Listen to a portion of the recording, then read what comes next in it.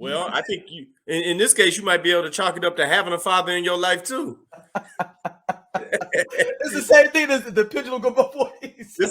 This is a complicated topic for the Black community, man, because this isn't usually where we at. Where it's like, hey, man, we got to be active, we got to be involved. I think our generation has done a great job of moving that along exponentially of fathers being involved in the situation.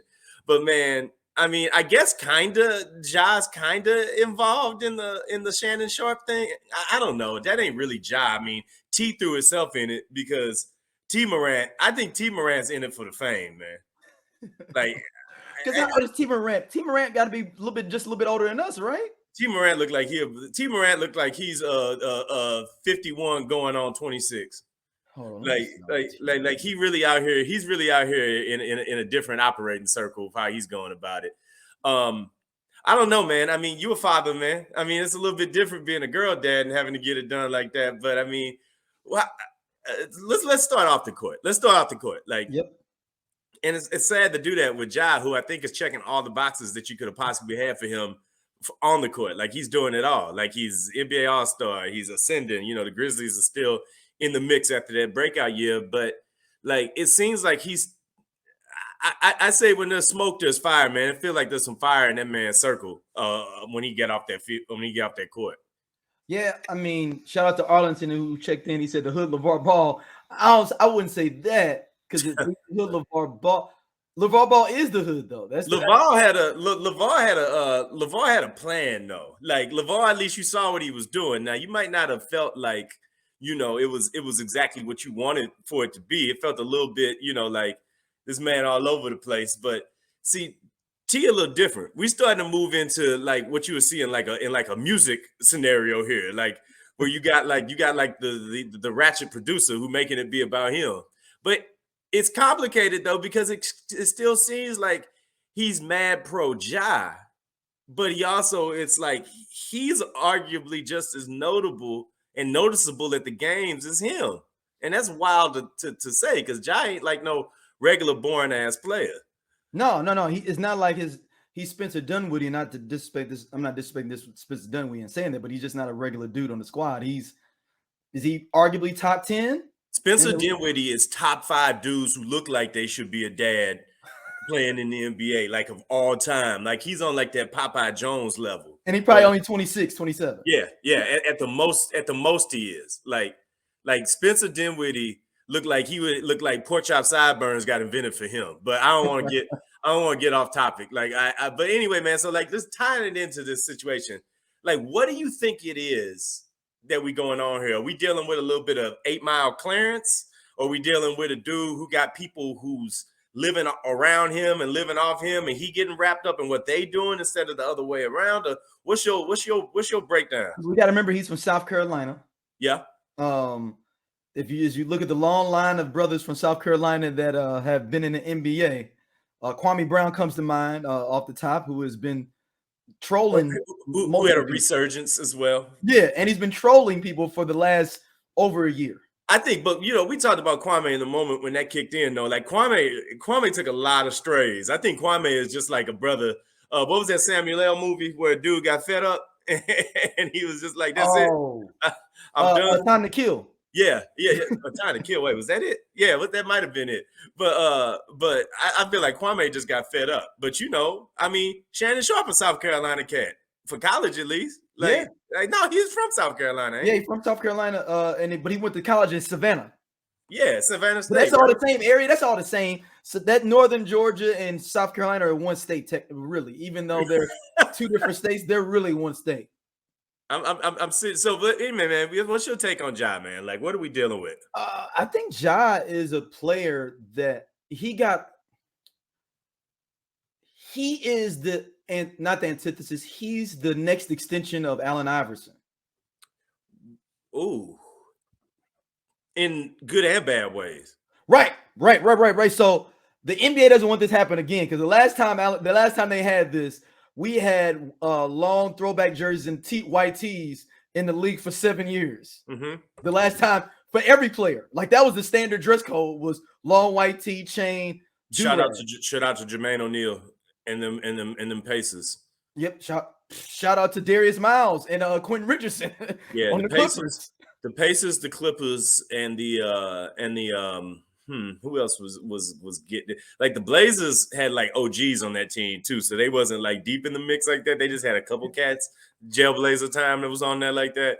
But the But they had Clippers, all they had all people that went to college though that damn near graduated. That was the funny part. yeah, but they also had like international cats, like Arvydas Sabonis wasn't showing up with no long tee on. Like that'd be wild. Now his son looked like he might show up with a long tee on though if he would been playing. Like, Have you heard him talk? DeMontis?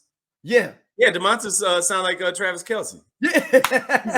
Who, by the way, I want to talk about Travis Kelce too before we get done. Don't let us finish this thing without me bringing up Travis Kelce. Of course, since this is a live, man, I want to hear from everybody else. Yeah, so somebody said your Ja hanging takes with those about rap Ja. dudes. I'm not sure who it is there in there who said it. Ja hanging with those rap dudes. I'm not going to put exactly what you said just because we are trying to clean up our situation.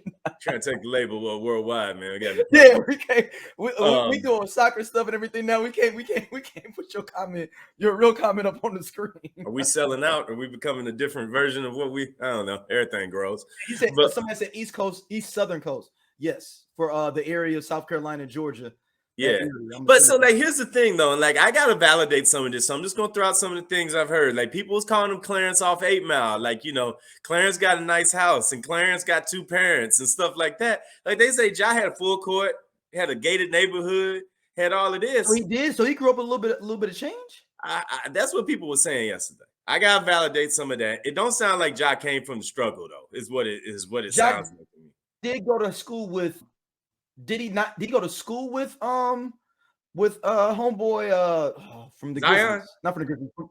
Zion, did they play on the same AAU team? No, yeah, I think they was AAU, like they was in the same area. They wasn't right, because everybody saw Ja because they was coming there to see Zion.